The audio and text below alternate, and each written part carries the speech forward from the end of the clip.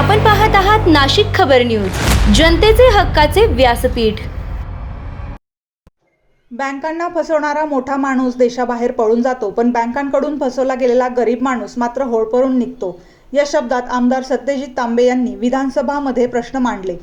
राज्यातील वाढत्या आर्थिक फसवणुकीच्या घटनांवर तीव्र संताप व्यक्त करण्यात आला। महाराष्ट्रात सायबर गुन्हे आणि डिजिटल आर्थिक फसवणुकीच्या प्रकरणात मोठी वाढ होत आहे। मल्टीस्टेट मायक्रो फायनान्स कंपन्या, बनावट गुंतवणूक योजना आणि ऑनलाईन फ्रॉडच्या माध्यमातून सर्वसामान्य नागरिकांची कोट्यवधी रुपयांची लूट होत आहे। ठेवीदार आपली आयुष्यभराची बचत गमावून रस्त्यावर उतरले असून न्यायासाठी आंदोलन करत आहेत। हा मुद्दा महाराष्ट्र विधिमंडळाच्या अर्थसंकल्पीय अधिवेशनात जोरदारपणे मांडण्यात आला। या पार्श्वभूमीवर बिहार राज्यातील मायक्रो फायनान्स कायद्याचा दाखला देण्यात आला। बिहारमध्ये मायक्रो फायनान्स आणि आर्थिक व्यवहारांवर नियंत्रण ठेवण्यासाठी कडक कायदा लागू करण्यात आला आहे।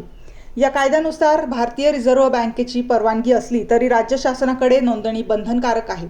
तसेच कर्जाच्या मूळ रकमेच्या दुप्पटपेक्षा जास्त वसुलीवर मर्यादा घालण्यात आली असून कर्ज प्रक्रियेत पारदर्शकता आणि नागरिक संरक्षणाला प्राधान्य देण्यात आले आहे। या तरतुदींमुळे सामान्य नागरिकांना आर्थिक शोषणापासून संरक्षण मिळते। त्यामुळे महाराष्ट्रानेही या धर्तीवर तातडीने कठोर कायदा आणावा, सायबर आणि आर्थिक गुन्ह्यांवर लगाम घालावा आणि सर्वसामान्य व मध्यमवर्गीय नागरिकांची आर्थिक सुरक्षितता सुनिश्चित करावी, अशी ठाम मागणी सभागृहात करण्यात आली आहे। येथे या सभागृहात आज सकाळपासून चर्चा करत असताना अनेक अशा सायबर गुन्ह्यांच्या बाबतीत चर्चा झाली। विशेष करून फायनान्शियल फ्रॉड जे आपल्या राज्यामध्ये मोठ्या प्रमाणावर होत आहेत त्याबाबत चर्चा झाली। फायनान्शियल फ्रॉड होत आहेत। मल्टी स्टेट ज्या छोट्या छोट्या मायक्रो फायनान्स करणाऱ्या ज्या कंपन्या आहेत त्या मोठ्या प्रमाणावर पैसे घेऊन जाताना पळून घेऊन जाताना पाहतोय।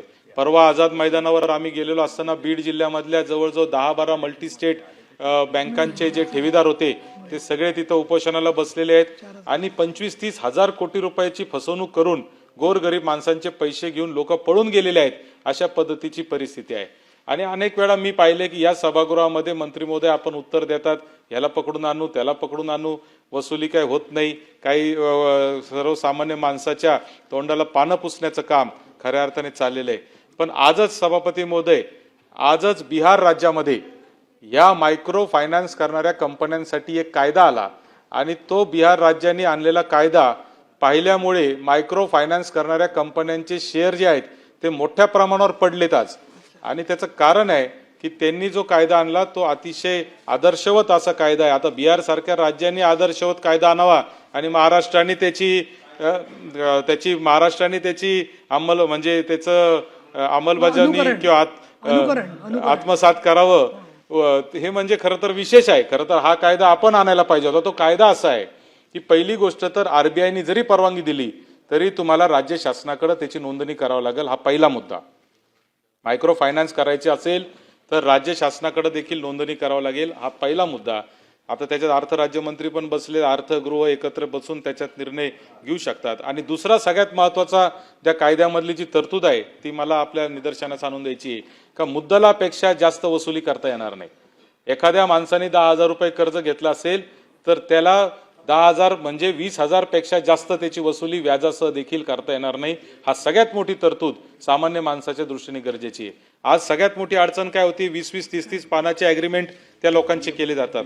जो अडचणीतला माणूस आहे तो पाहिजे तिथं सह्या करायला तयार होतो आणि तिथं त्याची खऱ्या अर्थाने फसवणूक हे होत असते। म्हणूनच आपण पाहतो की फसवणूक होणारा जो आहे हा सामान्य माणूस असतो आणि फसवणारा जो आहे बँकांना तो काय मोठा माणूस असतो, तो देशाच्या बाहेरच पळून गेल्याची अनेक उदाहरणं मंत्री महोदय आपण पाहिलेली आहे। देशाच्या मागे बाहेर पळून जाणारे ललित मोदी असतील किंवा बाकीचे लोक असतील, हे बँकांना फसून गेलेले आहेत आणि सामान्य माणूस जो आत्महत्या करतोय, शेतकरी जो आत्महत्या करतोय तो खऱ्या अर्थाने बँकांकडून फसलेला आहे। म्हणून मला असं वाटतं की या मायक्रो फायनान्सच्या बाबतीत बिहार राज्याने आज जो कायदा आणलाय त्या धर्तीवर महाराष्ट्र राज्याने देखील एक कायदा तातडीने आणला पाहिजे आणि कायदा आणायला जर वेळ लागत असेल तर आधी सूचना करून त्या पद्धतीचा एक ऑर्डिनन्स काढून तातडीने अंमलबजावणी केली पाहिजे। कारण रोज या राज्यामध्ये गोरगरीब माणसाच्या फसवणुकी होत आहेत।